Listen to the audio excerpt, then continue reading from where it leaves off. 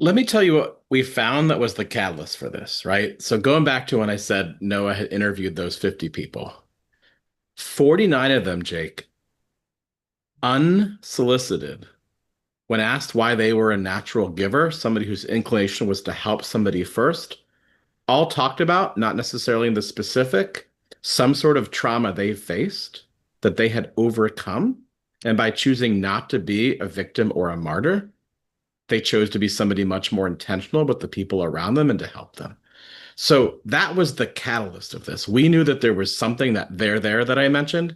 We knew there was something deep in this. And so we didn't start with the intro. What we started with was mapping out what our principles were. We already knew from nearly a decade of running tons of events now at a global scale, like how the community worked, what the blueprint was. We had to really codify that and write it all down. But that was the easy part because this isn't based on theories. This is based on practiced, learned honings of connecting the most connected people on the planet together and saying things and embodying things and asking them to act on things in a way that enhances and amplifies how each of them work.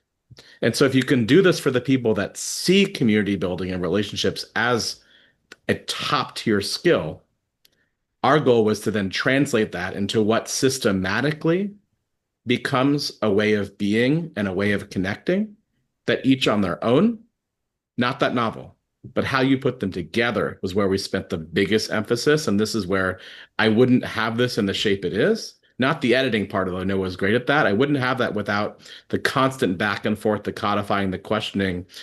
Is curiosity an equal strength to vulnerability? Is diversity in the sense of culture? Does it matter? And why are we separating gratitude and generosity from each other? They seem synonymous, but they're actually two different linked practices. All that came out from just a very intense back and forth with the two of us in two different time zones, both juggling at that point, kids under 10, to get to a point where we mapped out where we wanted to go, and then we wrote, rewrote, and really combined to a unified voice for the final outcome.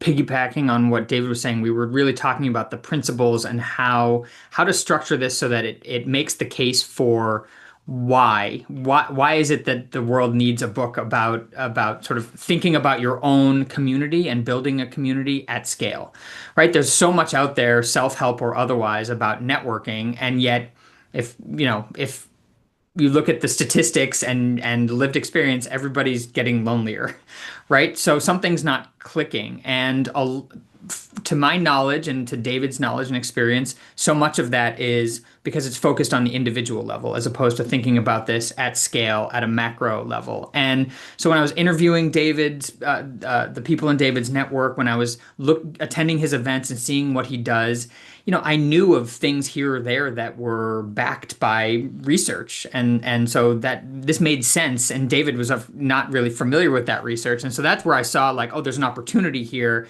to take this very structured, very principled approach, and let's give people the why. Let's give them the what they need to do, and then let's back each of those things up. And so, we, like David mentioned, we've got sort of the five principles of his community, but that's, diversity, vulnerability, curiosity, gratitude, and generosity. But those come after the what is it that we're doing here? How do you want to think about doing this? And it starts with yourself, right? People think about connecting with others as like a very other focus. I need to go and meet people and I need to go find out, and we kind of flip that script and say, no, your ability to connect with others comes from a deeper understanding of your own purpose. What is it that motivates you? What excites you? And how can you then put that into a context where that's the bat signal that you're sending out to the world to draw in the other people into your conversation? There's a lot of great books, articles, some research that I knew, and a lot that Noah educated me on. Um, there's a lot of research about why you should give and give. The challenge is that when you give and give, it doesn't actually equal the value that you're giving. And so I codified this on my network that relationship value is not valued. When I say that to anyone who builds relationships, they say, well, that's fantastic, right? And I realize that when you're in a place of abundance, It's very easy to give and to give. And then the pain point, right? Not the trauma that a lot of our network face, but just that point, Jake, where, you're at a point, right? You're launching what is now an incredibly lauded, amazing show. And for all the network that you've built, for the people that you've worked with, written with, recorded with, where were they when you had to put your own money in to get to where you are? Had you not built up such great karma and such that, and the point, and I didn't know you at that time, right? The point I'd say to everyone is like, if you're giving out a value and you're not demonstrating it's valuable, are people really going to appreciate it? And so give and give is not the way to do it. You have to give and to give without an expectation in return to be generous, but you have to ask somebody to have a sense of honor, to respect the value that you're giving and to give you the feedback back about what an introduction, what an opportunity happened, whether it was important, whether it was right or not. And therefore, when you put the element of risk into these situations, then we actually get to the larger point, which is that when you give and give in the right way, your reputation increases. And when you do it the wrong way, your reputation decreases. We can pretend that it's great to have people in all these sunny worlds of communities saying it's so great to be together. This event is important. We're all here for the same purpose. Let's make the world better. And is the world better? Do events work? Do people connect to help you, or do they connect to help themselves? Why are we still getting this wrong when anyone you would ever challenge, what were the few times in your life you had to be ready for that self-work that Noah and I talk about? And if you were ready, what introduction came from that changed the course of your life? Because when you talk about orchestrating it, it's about getting ready for those moments and maximizing them, not just for you, but for everyone around you. There is a way to be selfless and selfish at the same time. Do tell. You have to act in a way that aligns your passion with somebody else's to do something greater than yourself. That is how every change has happened, right? Take when you get into a room, if you're not a solo musician, what makes that recording take better than any other?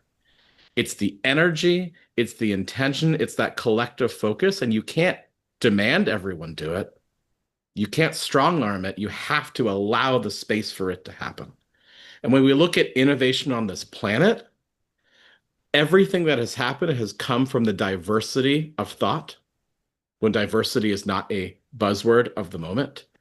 Everything has come from the idea that people rise up when they've been stomped down enough to find something more intentional out of it.